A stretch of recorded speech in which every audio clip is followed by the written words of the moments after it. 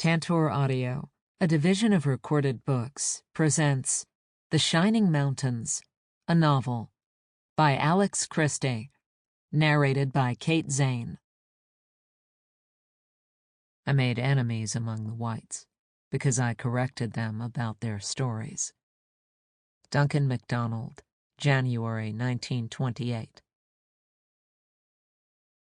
Book 1. Propelle Cutem, A Skin for a Skin. The Oregon Country, 1838 to 1849. Chapter 1. Pierre's Hole, present-day Idaho, 1840. She watches the men from the shadow of the lodge as they play for silver coins. They play not with sticks, but little pictures, throwing them down, then scooping them up again, roaring with joy or fury. One with sunflower hair fakes a cough and slips another picture out from underneath his shirt. The other Soyapo trapper sees it too. He shouts and tries to stand, but he's too full of drink. Grunts fly from his lips as he falls back. A man from her own village slaps his chest and falls down laughing. Catherine Baptiste laughs too, quietly to herself, at their stupidity. She grabs her little brother and moves, weaving through the tumult of the trading rendezvous. She can't even see the sky for smoke from all the campfires, thick as stars across the nighttime valley. Teepees and trappers' tents rise to the pines that edge the hills. The smells of roasting meat bring juices to her mouth. Alexander drags behind her, he too licking his small lips. They look for their father from camp to camp, stopping to watch a chained wolf on its hind legs straining for a lump of heart, and then a round of stamping dancers in their feather anklets. Each group has its own section of the valley. Their father's company in the middle, the Bostons to the south, their mother's people to the north, beside the willow cover of the feeder streams.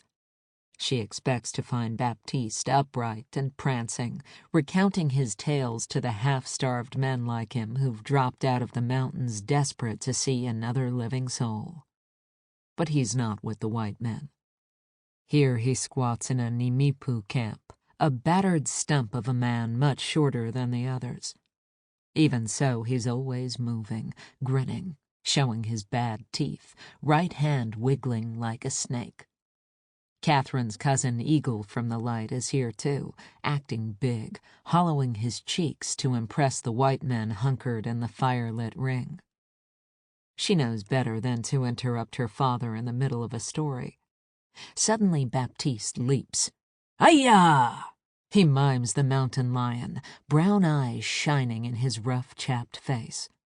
For all the lankness of his long dark hair, the scar along his jaw, she thinks him handsome. He's Iroquois and French, and can sniff scat at a great distance.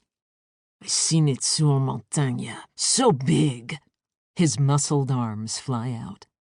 His daughter glances at the men who watch, the traders from his company, one old, one young, both hairy as the beaver. She gauges coolly how they see him. His speech is comical, a hash of French and Mohawk, Chinook Wawa. They call him coquin, rascal after all. But they are riveted, it seems, and she feels pride that he can hold their gaze so tightly. She needs to ride up to the Salish camp. Baptiste won't mind, so long as he knows. Soon everyone will leave this place, each group upon its different path. Her stomach tightens with excitement and a touch of fear. She's old enough at last to help him trap and not ride with her mother to the plains. Soon it will be time to say farewell. But that's not why she wants to ride up to that camp. The truth is, she has never seen a black robe. None of them have, which is why the Bitterroot Salish and the Kalispé have come in such great numbers to the rendezvous this year. They'll take these new priests from the sunrise to their homes. It's said they'll bring the white god's power to their people. Catherine wants to see if they look powerful, if the strong medicine the black robe's god possesses can be seen on their faces, or touched, or felt. If she doesn't get up there soon, she'll miss it all. When? She finally darts in, pulling at her father's sleeve. When do we leave? Baptiste blinks at his daughter. She's 16 summers old, born in spring like a foal, and like a foal, for many years all limbs and awkward speed. Now, suddenly, she looks much older. Après deux mois, he says, pulling her into the circle, Alexander dragging behind. You know my girl, he says to Eagle from the light, who leans toward her. I see Lamtama eyes, her cousin says, approval in his voice. He names their grandmother's band, Nimipu of the Salmon River Canyon. Despite herself, Catherine stands taller, though she can't see much resemblance. Her cousin's face is long, while hers is rounder. Still, they share the same square jaw, and kinship with a chief is a great honor. She nods and glances sidelong at Baptiste. Now can she go? But he's turning to the white men, hand still clamped upon her arm. Gentlemen, he says, my daughter and son. The old trader is covered in gray fur, like moss. The younger one tries to stand, lips red as a boil in a nest of brown hair that covers his whole face, and twitches as he pushes out some words, Nimipu words. All Catherine can think is that it's like watching a dog talk. She covers her own mouth to hide her laughter. Takholuksp, he's saying, and the man beside her cousin points up at the crust of moon and grins. Takuiwit, her cousin responds gravely. Kuiwit is evening, Halaksp afternoon. Ah, many thanks. The trader takes a paper from his vest, a stick, and scratches for a moment. She stares frankly while his face turns down. Never has she seen such fur upon men's faces. This is the same one who watched them racing earlier, she on her roan against her cousin's buckskin and the Boston's stocky horses. He yelled as they barreled past. Afterward, she noticed how he looked at her. This is the first summer men look at her like that. Papa, she says, shaking his hand from her arm. If Alexander falls asleep, she'll have to tie him to her horse. Kitala wants her mother, her cousin says mockingly. Catherine cuts him with her eyes. She's as powerful as he, more powerful perhaps. She has two names, two sides, two pieces to her being, while he has only one. She's Catherine from her father and the black robes from the eastern lands from which he comes. She's Tipialena Kitala from the Clearwater village of the Nimipu, who the French call Nez Perce, though everyone knows they never pierce their noses. She doesn't know what Catherine means, but in her mother's tongue she is the eagle rising up. Then Baptiste lets her go and she can breathe, shaking the white man's odor from her nose. The three peaks they call the Three Teats rise like pillars of salt to the east. Even in the dark, she sees them glowing. It gives her a strange feeling to see them for the first time and think that it could also be the last. There will be danger all along their journey, her father has warned. It'll be long and hot all down the Colorado. Long time ago, beaver plugged up every stream here, Baptiste says, but now their mountains are trapped out. They'll trap a long way to the south, maybe even to the sea. Catherine can't picture what this means, the sea. There are crowds around the little man who wears the black robe to his toes. He's a most ugly man, short and with a mean face like a hawk. His long nose hooks, his mouth draws down. He calls to them in French. He brings them Jesus, Son of God. The people cluster toward him, trying to touch his robe. "The Lord Jesus died for you," he calls. Catherine feels the breath snort from her nose. It makes no sense. God isn't dead. The Father Spirit made this earth. It listens to him still. She doesn't need to listen to this black robe. She reins the roan away and with a kick rides back down toward the fires of her own people. She'll put the boy back in his mother's arms and ride into the world of fur. A thrilling, unknown world of flashing waters, thrashing beasts, her father's company, and her. Angus McDonald barely slept the night before, afraid he'd packed the horses wrong, forgot to clean his gun or shine his boots, 1,000 other ways he might have failed. But now, at last, he's here. 2 years of drudgery before he wrangled free, escaped his uncle's farm. And finally he's trading with Red Indians for fur. He squats among them, sucks their pipe, and hands it round. He feels his face on fire and does his best to keep his eyes from shining. He knows he's here to work. These are the men he'll deal with. He'll have to learn to bargain hard. But even so, it's hard to stay aloof. So brightly does this fire burn, and the brandy and the song. And then it comes to him. Why should I? For after everything that has gone wrong, this feels entirely right. This afternoon when they arrived, like some medieval army, all banners and clatter and beasts, he and Captain Grant set out to meet the trappers who will swap their pelts for goods. A haze hung over the bowl of Pierre's hole, but even so Angus counted hundreds, thousands of people, and speckling the far hills nearly black, the natives' horse herds. He brushed his beard and the glass hung on a branch, and his new chief trader laughed, though not unkindly. They'll not be looking at your teeth, lad, I assure you. Grant raised one hoary eyebrow. It won't be young Angus McDonald they see, eager, untested, brave, a trifle vain, but a representative of the company of adventurers trading into Hudson's Bay. Angus thinks now it was that one word, adventurers, that cinched it, when in panic his father and brother cast about for a way to save his hide. He resisted, of course. He was no poacher, though the laird would see the thing that way.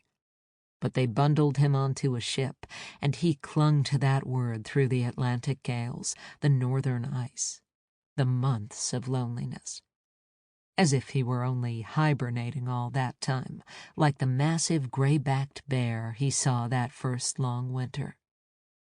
Now adventure is at hand. He, too, wears the trader's bright red waistband. As soon as their brigade arrived, a roar went up among the waiting men, all of them trappers for the Hudson's Bay. Well, fellows, Grant hollered, I've seen perkier mules, and that's the truth. It looks like you could use some sousing. Amid the cheers, Angus eyed the height and breadth of each man.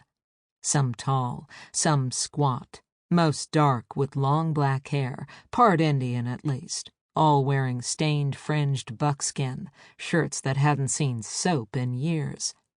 He thought of Big Michel, the tall French Cree who steered his boat the whole way down the Columbia. Angus thought him magnificent, that mixed-blood voyageur, powerfully muscled, graceful, seemingly fearless.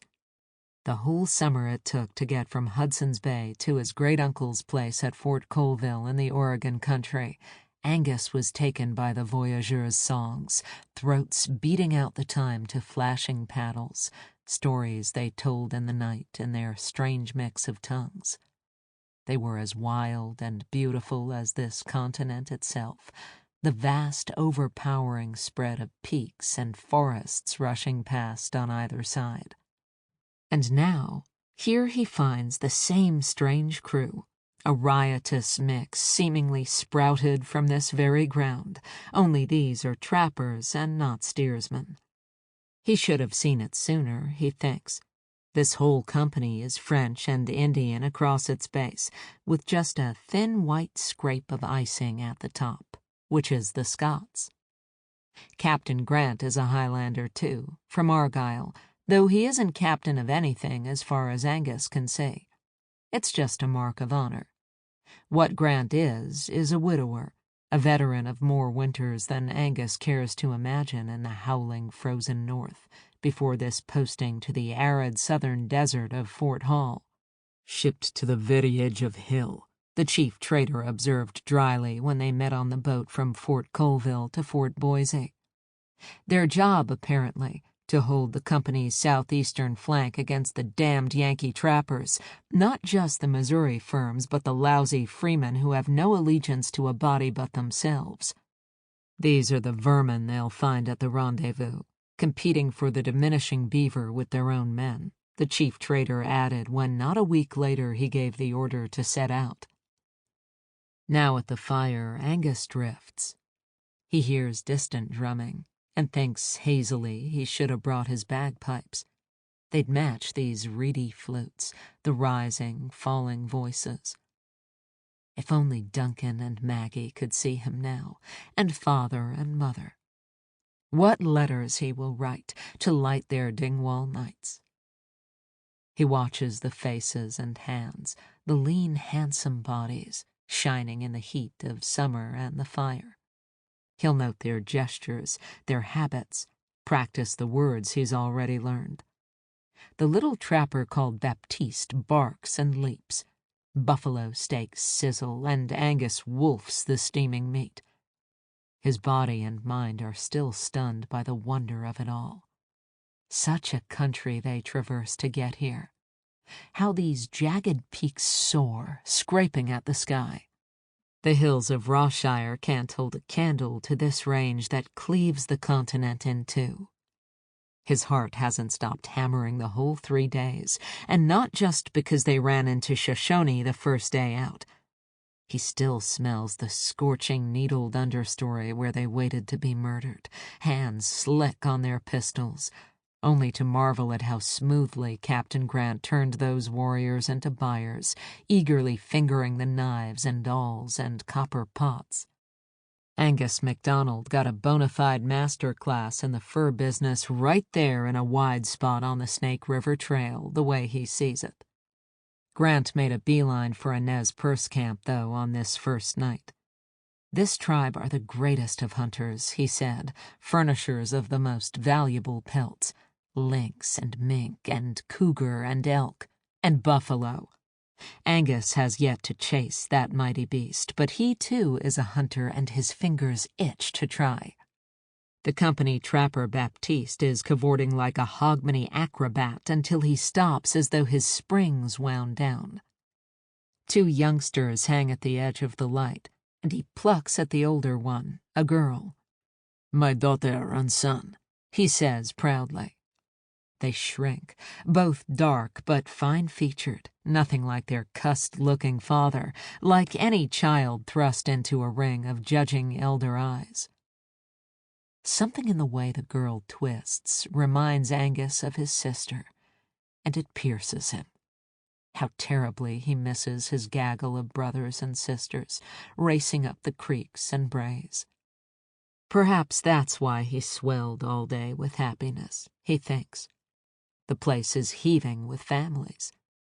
The gimlet-eyed mountain men don't draw him half as much as the natives in their clans, their bands, their grannies, babes and mothers, and throngs of children screeching as they run around. He watched them gamble, wrestle, race their horses, laughing, tossing what were surely insults in the teasing way that families do. The only kin he's seen in 2 whole years are Uncle Archibald and Aunt Jenny's little brood. Instinctively, he bends his long self forward, searching for some words. Archibald said he needed only a few phrases, but Angus, as always, begged to differ. All last winter he applied himself to the Salish tongue and the Sahaptin spoken by the Nez Perce and other plateau tribes. When he stands and forms the words, he hears one laugh. "If at first you don't succeed," his gram said, try again." The young Nez Perce who corrects him is courteous at least. Captain Grant rouses himself to say he'll roll up now, though Angus ought to stick around. A fur-trading rendezvous is a young man's business. Proof comes a short while later, when 3 Yankee trappers stumble in, hollering hello at Baptiste. They're drunk as hell, but one with a bullet for a head, big pouched eyes, and a flaming red beard manages to plant his bow legs and slur, "Well, here's a new pup," and sees his hand in a crunching grip. "Angus McDonald."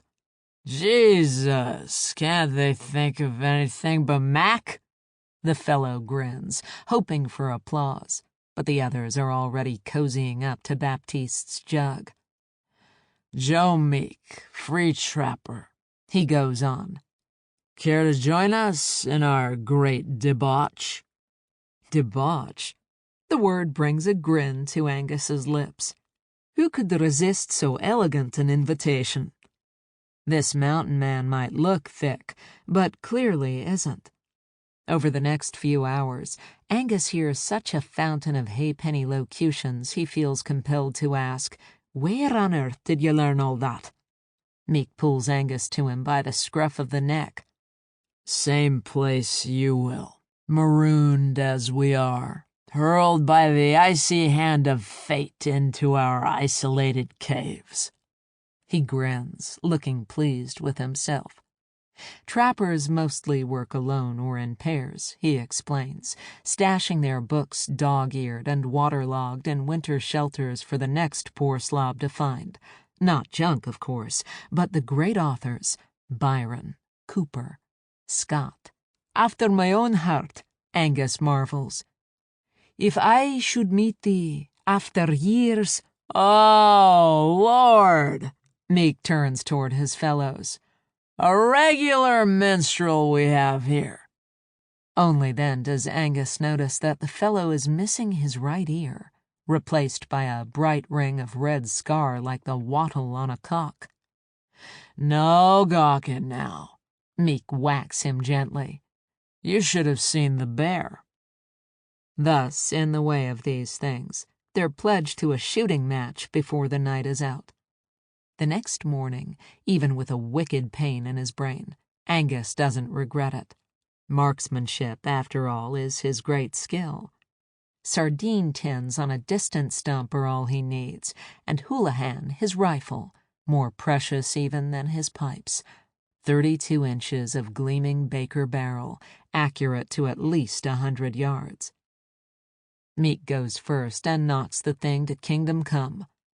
A new tin is procured. Angus squeezes off the shot, hitting with such clean propulsion that the tin spins once and wobbles, but stays standing. He reprimes the pen and blasts it clean away. Meek is staring down the distance, thick lips pursed. He shakes his head, announces deadpan, "Game's over, fellas. No contest here." When he turns to Angus, he grips him hard by either bicep. "Before you know it, he will have us all in skirts." Angus laughs and slips Meek's grip. Slick as an otter, he twists and pins one beefy arm behind the trapper's back. He hears the hiss of pain and eases off. "You needn't fear it, Joe," he breathes. "I much prefer them on a lass." Not since he shot that stag up on Ben Wythus has he felt this good. Chapter 2. In the beginning, Hunyawat, the creator, dropped a rope down from the sky world. All the strands as it unraveled were the different religions. Catherine's mother Margaret told that story when they first beheld the black robe. Now, as the bands disperse, each leaving for a different land, this rope returns to Catherine's mind. Her mother, too, is straight and tall, a pole against the bright blue sky as the Nimipu ride one way and she and Baptiste another. Her heart pounds in her throat to see them go. Her sister Cayuca rides to Buffalo with Margaret and her new man, their new baby in the cradle board, and something inside Catherine burns. She tries to stamp it out. Her sister can sense any hint of envy. Cayuca, who some call Elizabeth the Witch. She entered the world first, with power. Catherine is blessed with other gifts, her mother assures her. The problem is she doesn't yet know what they are. She watches until they disappear, burning their figures in her mind. So many fall in battle on the plains. The thought buzzes inside like the song of the striped wild bees that hide in rents of mountain rock. It's a mournful sound, and suddenly she wonders whether she too will return. Each season friends do not come back. Those who join the dead do not return. Her father's watching as if he reads her thoughts. A nice set from the first biter you catch. Beneath his grin, his eyes are shrewd. Prettier than some vieux buffon, no? She shakes herself and smiles her thanks. Only a few dozen families are heading south, mixed native and French like her own, plus a few white trappers for the company. Baptiste brings his new wife and baby, and her half-brother Alexander, 6 years old. Together they're safer, he says. They'll join a larger group soon. At the first swift mountain river, she strips to her undershift and moves the saddle high on the withers, ties Alexander on, and plunges in, keeping the roan downstream.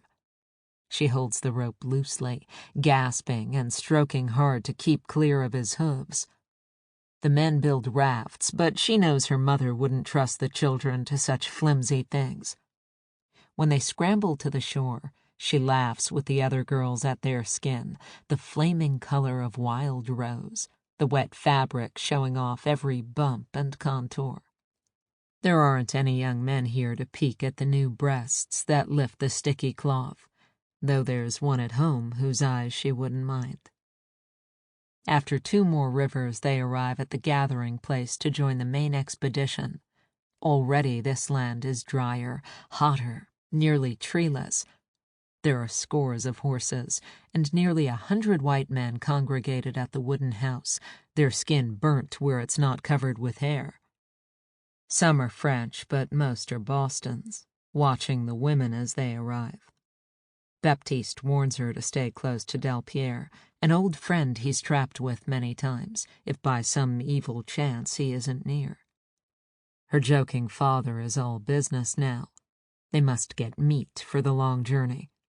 He and his wife go off with a group to hunt, leaving her to mind her brother. It's not so bad.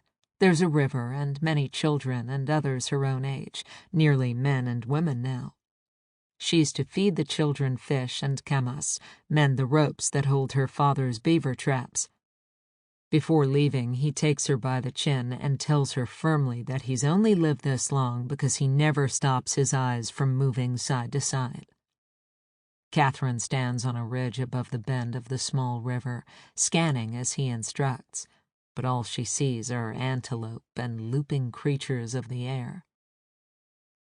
Days pass and the shadows shift, and she thinks it must be the season of the salmon's return to the high rivers of her country. Here, many weeks' ride south, it's still hot, and they lie in the shallow water cooling their skin. Currant bushes graze the water, bent like fishing poles with their burdens of red and yellow and black. They're splashing and laughing when a boy spies shadows in the underbrush, and they slither out and run back to camp. "Enemies!" the boy hisses, and the children scatter to hide. She holds her breath, hand clamped on Alexander's mouth, until her chest is burning. A thundering of hooves and yells breaks out across the water as the raiders whip the horses to stampede the herd. The horses are neighing and kicking up dust when the trapper's leader, a tall red-headed Boston, shouts and lunges for the trailing halter ropes. Catherine sees her father's moon-colored horse and without thinking pushes her brother down and darts across the stream. She swings up, clutching a hunk of mane, digging her heels in hard. "Take 'em!" the leader shouts, and she bends low, slipping to the far side of its flank where bullets won't find her. One finds the American, though. A bloom of red shreds his whole neck, and he falls into the water just behind her. She's all nerve and sinew, clinging to... Sample complete. Ready to continue?